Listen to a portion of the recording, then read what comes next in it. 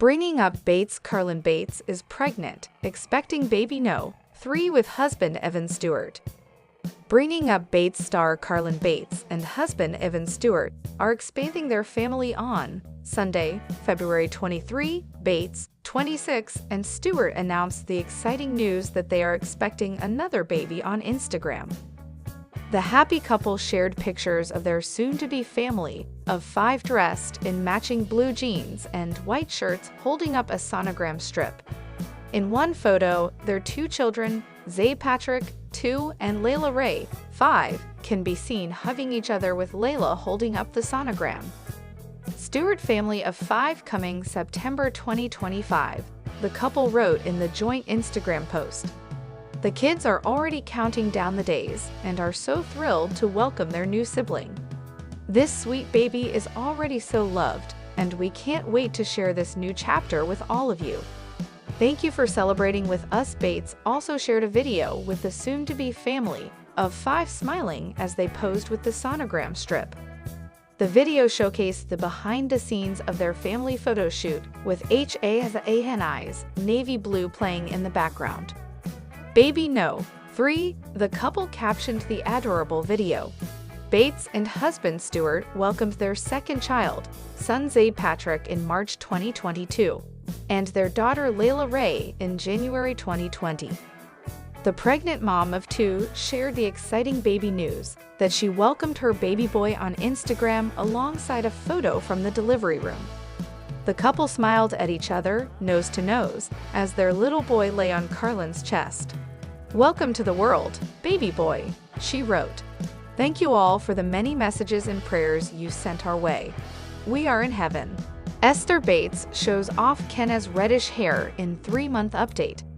Hey everyone, welcome back to our channel. If you're new here, I'm Esther Bates, and this little bundle of joy is my daughter Kenna. Today, we're celebrating an exciting milestone, Kenna's 3-month update. And trust me, there's so much to share about how she's growing, changing, and absolutely stealing hearts with that gorgeous reddish hair of hers. In today's video, we'll dive into everything from Kenna's development over the past 3 months to some fun facts about her unique reddish locks. Plus, I'll answer some of your most frequently asked questions about parenting during these early days. So grab a cup of coffee or tea, sit back, and let's get started. First things first, let's talk about Kenna's incredible growth journey so far. It feels like just yesterday, she was this tiny newborn who fit perfectly in my arms. Now look at her. She's already outgrowing her newborn clothes and starting to show off her personality in the cutest ways possible. See this? This newborn onesie doesn't even come close to fitting anymore. But honestly, it's bittersweet watching her grow up so fast. Every stage is precious, but they go by way too quickly. At 3 months old, Kenna has hit some major developmental milestones. For example, she can now hold her head up confidently during tummy time, which, let me tell you, wasn't always easy for her. Those early days were filled with lots of encouragement and cheering her on, but now she's rocking it. One of my favorite developments, her social smiles. Oh my goodness, when she flashes that gummy grin, it melts my heart instantly. And those little coos? Adorable. She's definitely becoming more interactive, which makes bonding time even more special. Now, let's talk about what everyone's been asking about, Kenna's stunning reddish hair. When she was born, her hair had a soft copper tint, but over the past few months, it's really deepened into this rich, vibrant shade. Isn't it breathtaking? I have to admit, I wasn't expecting her hair to turn out quite like this. Both her dad and I have darker hair tones, so seeing this fiery red pop up was such a surprise. But isn't it amazing how genetics work? Red hair is actually one of the rarest hair colors in the world, occurring in less than 2% of the global population. It's usually caused by variations in the MC1R gene, which affects melanin production. While neither my husband nor I have red hair, it's likely that we both carry recessive genes responsible for it, which combine to give Kenna her beautiful locks. People often ask if her hair will stay this color as she grows older. Honestly, only time will tell. Some babies with reddish hair experience changes as they age, while others keep their fiery strands throughout life. Either way, I'm thrilled to see where this journey takes us. While being a mom has been the greatest blessing, it hasn't been without its challenges. The first few months were a whirlwind of sleepless nights, endless diaper changes, and trying to figure out what worked best for Kenna. There were moments when I felt overwhelmed, but looking back, I wouldn't trade any of it for anything. One thing I've learned is that flexibility is key. What works one day might not work the next, and that's okay. It's all part of the process, and honestly, the joys far outweigh the struggles.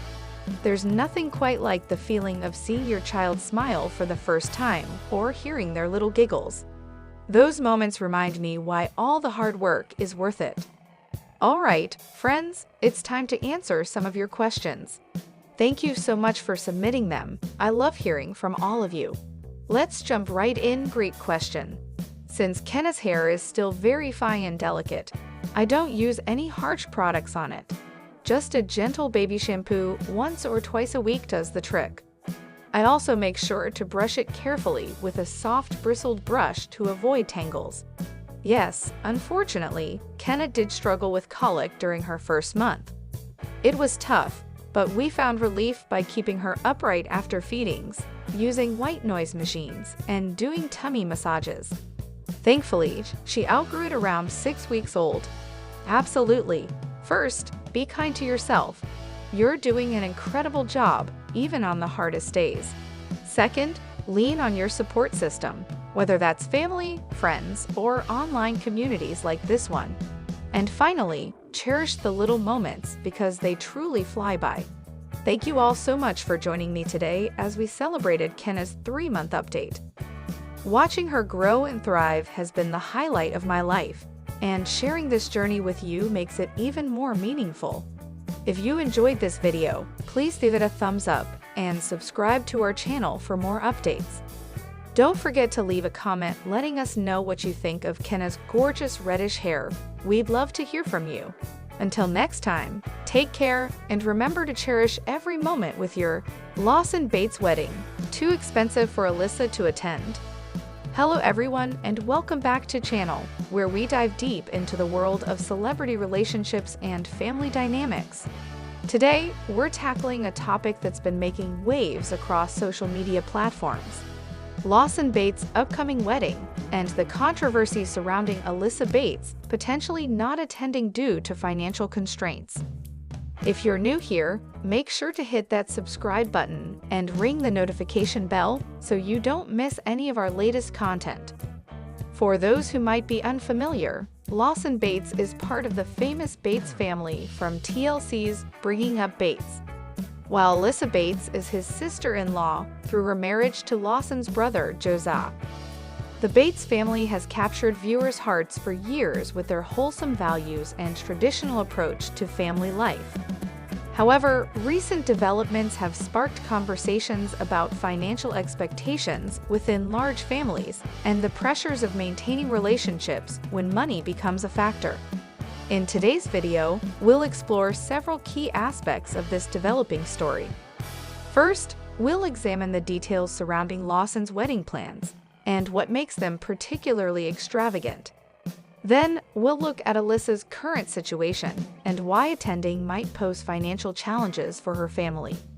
We'll also discuss how this situation reflects broader issues within large families and offer some thoughtful analysis on navigating similar circumstances. Finally, we'll wrap up with some practical advice for anyone facing similar dilemmas. Let's start by breaking down what we know about Lawson's wedding preparations.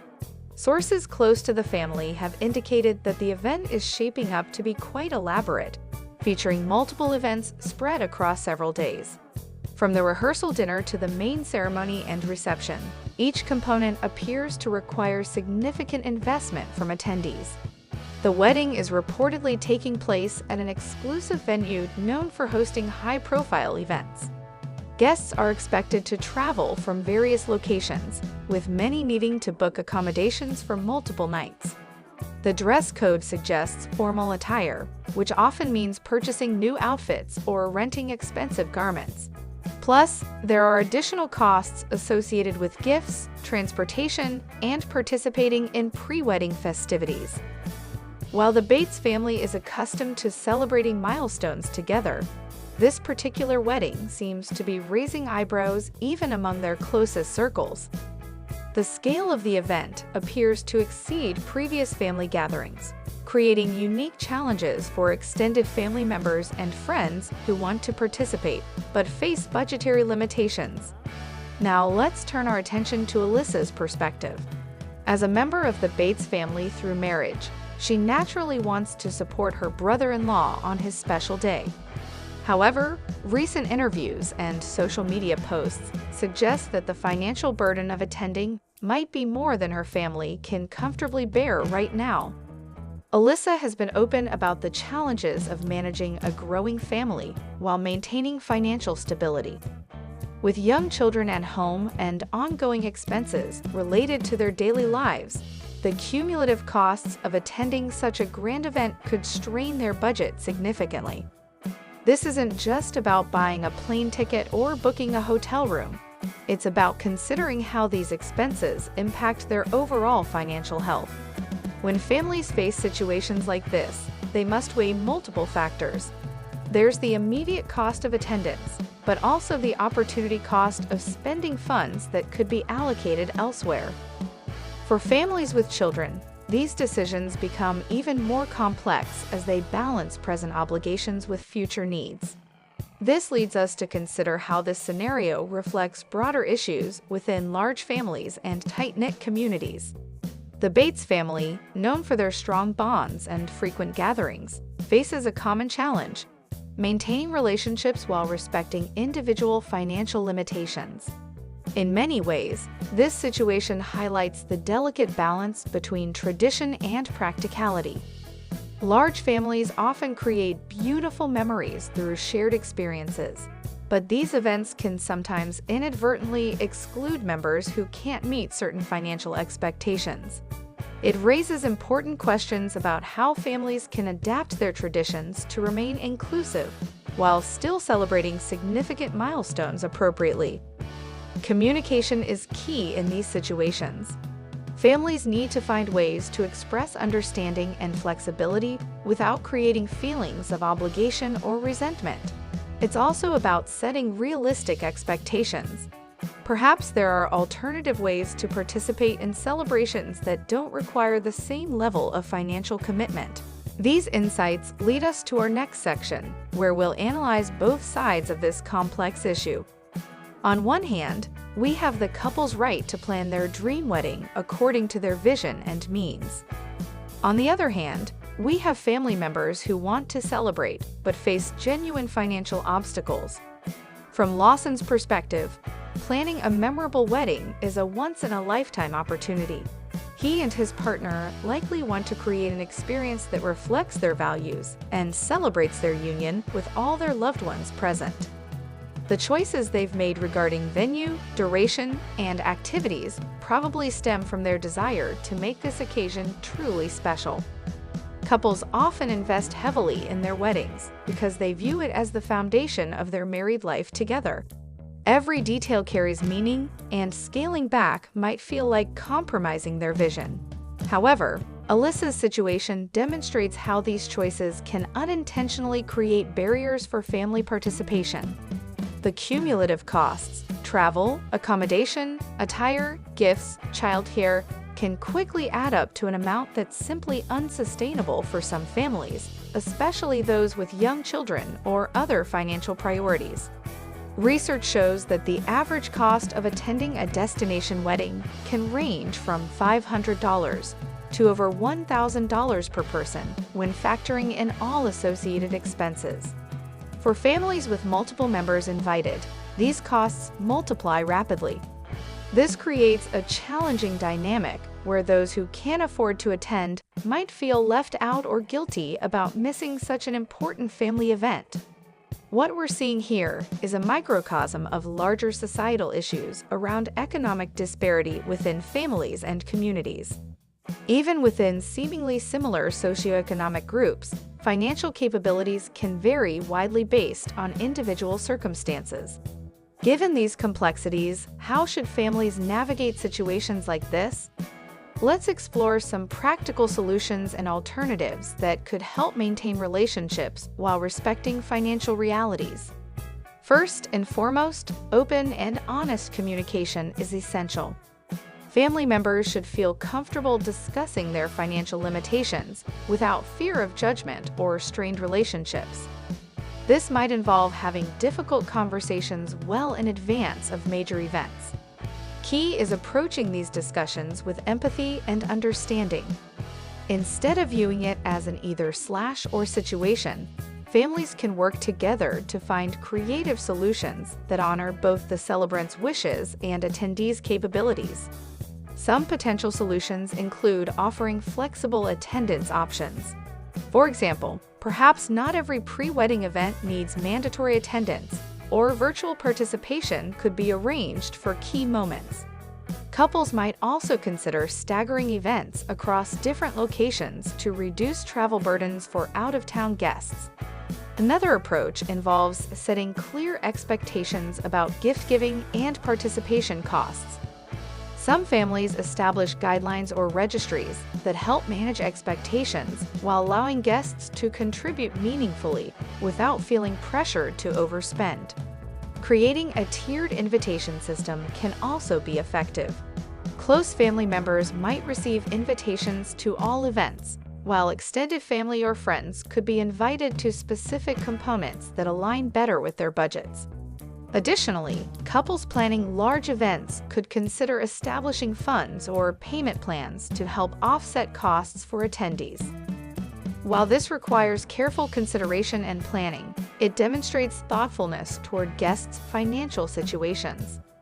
Ultimately, the goal should be maintaining family connections while respecting individual circumstances.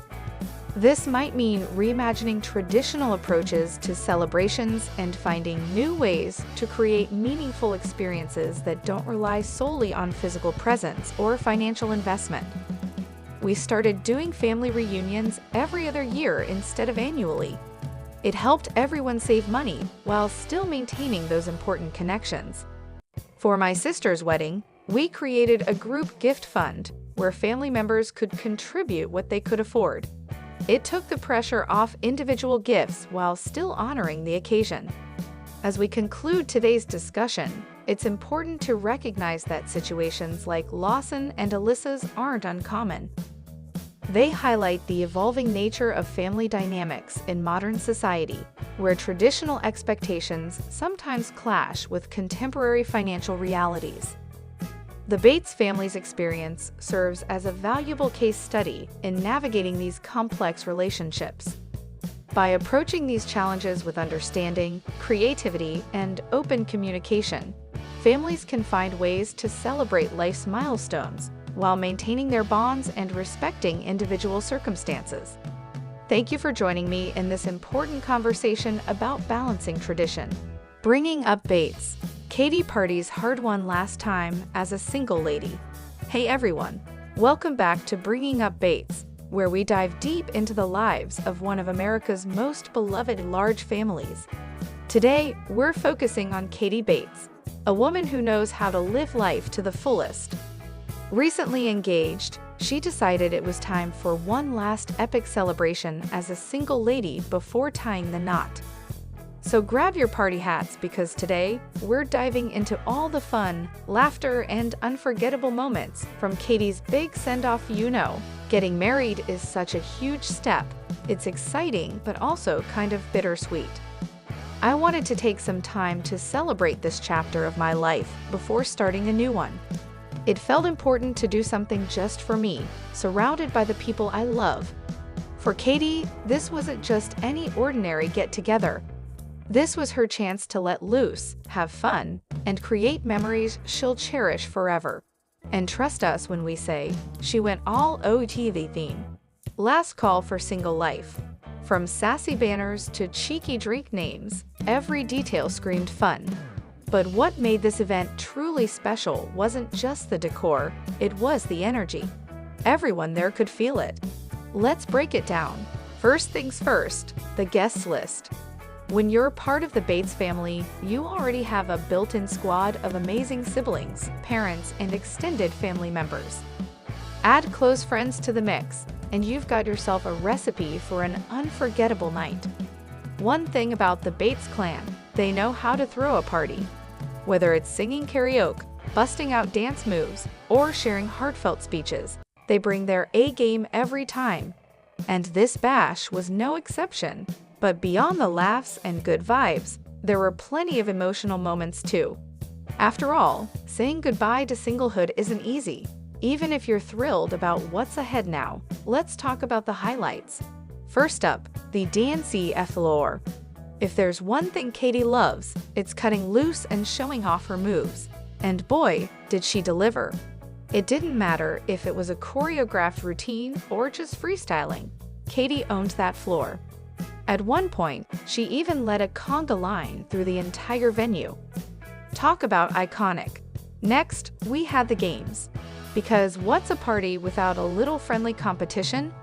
Guests participated in everything from trivia about Katie's life to a lip-sync battle that left everyone in stitches. And then came the surprises. Without giving too much away, let's just say Katie's loved ones pulled out all the stops to make sure she felt celebrated. There were tears, there were cheers, and yes, there may have been a few inside jokes only the Bates family would understand. Watching Katie grow up has been such a joy. Seeing her find love and prepare for marriage fills my heart with happiness. But tonight, I'm reminded of how precious these moments are, the freedom, the adventures, the friendships. It's beautiful to honor that. While the party was filled with laughter and excitement, there were also moments of reflection. Many of Katie's friends took turns sharing stories about their own journeys, from navigating single life to finding love. These conversations added depth to the celebration, reminding everyone of the importance of cherishing each phase of life. To Katie, may your future be as bright and beautiful as you are. We'll miss your wild adventures as a single lady, but we can't wait to see all the incredible things you'll accomplish as a wife. So, what can we learn from Katie's big night? For starters, it's okay to pause and celebrate transitions in life. Too often, we rush from one milestone to the next without taking the time to appreciate where we've been. Katie reminded us that it's not just about moving forward, it's about honoring the journey.